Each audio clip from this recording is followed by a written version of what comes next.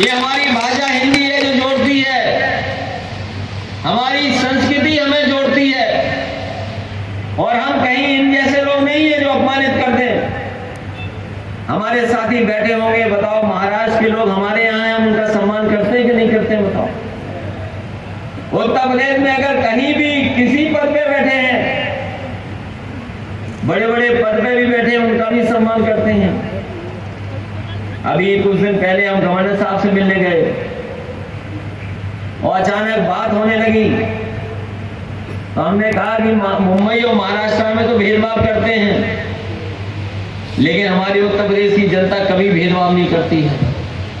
आज आप जानकारी कर लें, उत्तर प्रदेश में जो गवर्नर साहब बैठे हैं वो कहां के हैं? वो महाराष्ट्र के हैं। उत्तर प्रदेश में चीफ जस्टिस जो सबसे ऊंची पोस्ट है वो कहां के हैं? महाराष्ट्र के हैं। कई यूनिवर्सिटियों में बने हैं। बताओ उत्तर प्रदेश की जनता उनका पूरा सम्मान करती है कि नहीं करती है?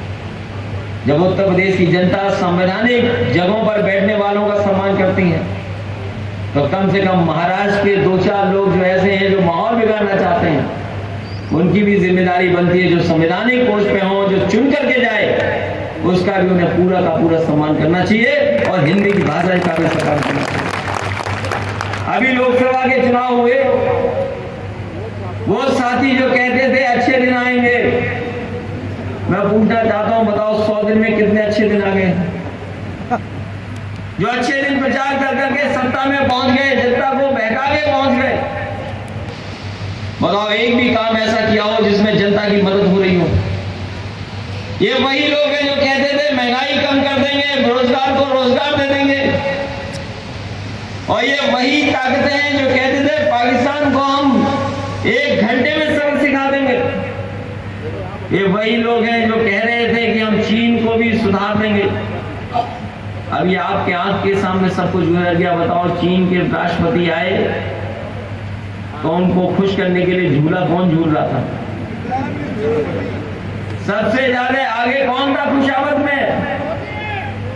और जो ये अमेरिका को तानाशाह या अमेरिका को दूसरी तरीके से देख रहे थे, यहां पर आए राष्ट्रपति दूसरे देश के तो बड़े बड़े कारपेट बिछाए गए।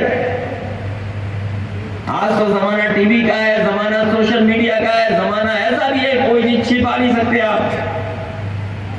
आपने तो बड़े बड़े कारपेट बिछाए थे दूसरे देश के राष्ट्रपति या प्रधानमंत्री को सम्मान देने में, और जब आप अमेरिका में उतरे थे तो बताओ आपका कारपेट कितना बड़ा था।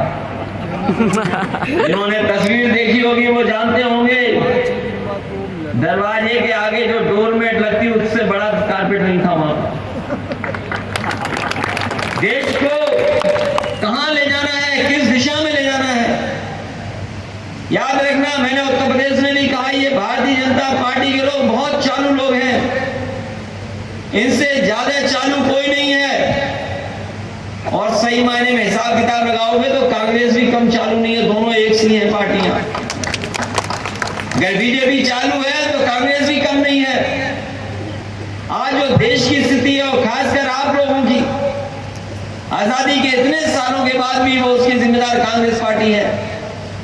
अगर कांग्रेस पार्टी ने सही दिशा में देश को ले जाने का काम किया होता तो हमारे देश के, चाहे वो किसान हो, चाहे मुसलमान हो, चाहे नौजवान हो, चाहे छोटे व्यापारी, छोटे दुकानदार, उनके सामने इतना बड़ा संकट पैदा नहीं होता। लेकिन देश को किस दिशा में लेकर, एक तरफ तो बहुत संपत्ति बढ़ रही लोगों की, वही महात्मा गांधी जिन्होंने कहा कि हम विदेशी व्यापार को नहीं पसंद करते, विदेशी कपड़े तक जला दिए। आज होड़ लगी है कि विदेश का पैसा कैसे आपके देश में आ जाए, और याद रखना अगर विदेश का पैसा आएगा तो कहीं ना कहीं उनका भी कंट्रोल आपके ऊपर आ जाएगा। हम समाजवादी पार्टी के लोगों का मानना है, कहना है कि अगर संपन्न होना है तो अपने संसाधनों से संपन्न हो, अपने लोगों को पढ़ाएं लिखाएं, उन्हें आगे बढ़ाएं। इसीलिए समाजवादी पार्टी ने वो काम कर दिखा दिया जिसकी कल्पना नहीं कर सकते थे। यही भारतीय जनता पार्टी और कांग्रेस के लोग कहते थे कि कंप्यूटर से क्या होगा, कंप्यूटर की पढ़ाई से क्या लोगों को लाभ होगा, और सत्ता में बैठने के बाद कहते हैं कि देश में डिजिटल डिवाइड को खत्म करना है, हमारे अमीर गरीब के बीच में खाई और सबसे ज्यादा कंप्यूटर का इस्तेमाल कौन कर रहा है? भारतीय जनता पार्टी। हम समाजवादी पार्टी के लोग गांव गांव, घर, गरीब, किसान, उनके बीच में जब लैपटॉप कंप्यूटर पहुंचा रहे थे तो ये बुराई कर रहे थे। और आज सत्ता में पहुंच गए तो वही कह रहे हैं कि आपको इनको आगे बढ़ाना चाहिए, इसी से आगे बढ़ेंगे। तो ये भेदभाव कर रहे हैं। इन्होंने बहुत झूठा प्रचार किया, पूरे देश में प्रचार किया, लोगों को बहका दिया। और याद रखना, कम्युनल होना आसान होता है, अगर सेकुलर होना है तो हमसे सवाल करेंगे लोग। समाजवादी पार्टी अगर सेकुलर की पक्षधर है तो हमसे सवाल बीजेपी भी करेगी, कांग्रेस भी करेगी। लेकिन अगर कोई कम्युनल है उससे तो कोई सवाल नहीं कर रहा। उत्तर प्रदेश का अगर किसी ने माहौल खराब किया था तो यही भारतीय जनता पार्टी के लोग थे। और मैं बधाई दूंगा उत्तर प्रदेश की जनता को कि उन्होंने भारतीय जनता पार्टी को सबक सिखाने का काम इस उपचुनाव में कर दिया। केवल 100 दिन के अंदर लोग समझ गए कि भारतीय जनता पार्टी कैसी है।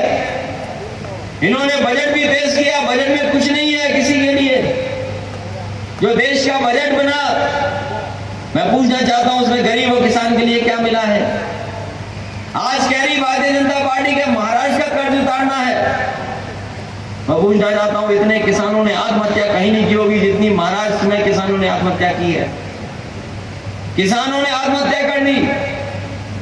और जिस हिसाब से गरीबी के लिए, महंगाई के लिए लड़ना था, महंगाई के लिए क्या हो रहा है? याद रखना, जिस समय भ्रष्टाचार और महंगाई बढ़ेगी हमारा गरीब संपन्न नहीं हो सकता। इनकी गलत नीतियों के कारण आज महंगाई भी बढ़ रही है, भ्रष्टाचार भी बढ़ रहा है। ये वही लोग हैं जो प्रचार कर रहे थे आज से 100 दिन पहले कि काला धन लेकर के आएंगे। बताओ काला धन कितना आ गया। और जो बैंकों का पैसा है जो उधार में लिया वही काला धन बन रहा है। क्योंकि देश की अगर कोई राजधानी आर्थिक रूप से तो यही मुंबई है। अगर काला धन कहीं से आगे बढ़ता होगा तो मैं समझता हूं यहीं से आगे बढ़ता होगा, यहीं से निकलता होगा आगे। तो अगर कहीं पाबंदी लगानी तो लगा लो यहां पर। और मैं ये कह सकता हूं भारतीय जनता पार्टी कितना भी प्रयास कर ले लेकिन काला धन वापस नहीं आएगा। क्योंकि जिस दिशा में देश को ले जाने का काम किया उससे काला धन बढ़ेगा, भ्रष्टाचार बढ़ेगा, महंगाई बढ़ेगी। ये साथियों, हम आपसे निवेदन अपील करने आए हैं कि देश की निगाह है आने वाले समय में कैसे ही सरकारें बने।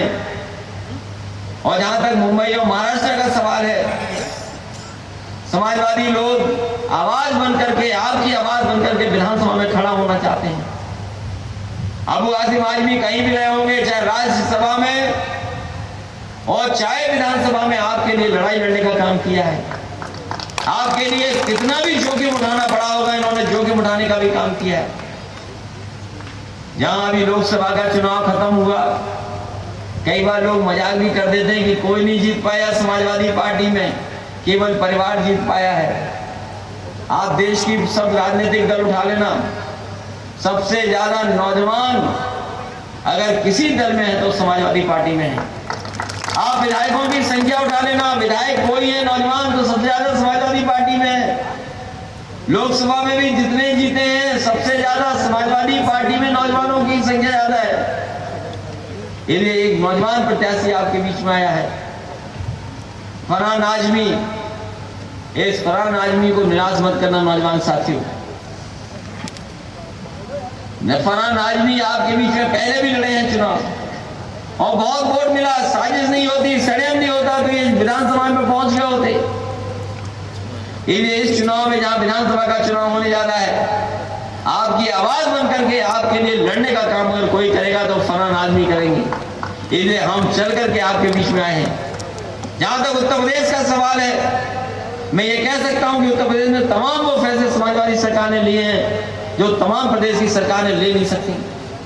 आज अगर एनसीपी का चाहे हो, चाहे कांग्रेस का घोषणा पत्र हो, सबसे बेहतर घोषणा पत्र अगर किसी ने बनाया था तो समाजवादी पार्टी ने उत्तर प्रदेश में बनाने का काम किया था।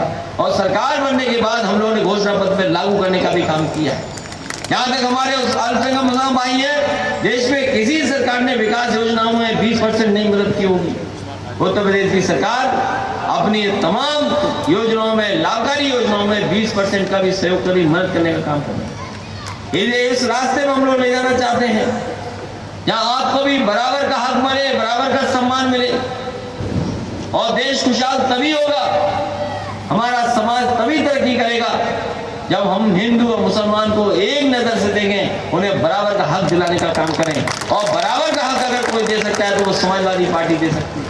इसलिए आपसे विशेष अपील करने आया हूं, एक नौजवान को आगे बढ़ा देना, फलान आदमी को निराश मत करना, फलान आदमी को अच्छे वोट दे करके विधानसभा में पहुंचा करके ये आपकी आवाज बन करके वहां लड़ने का काम करेंगे।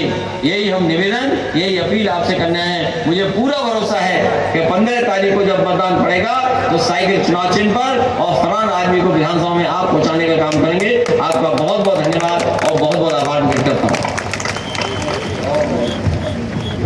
अखिलेश यादव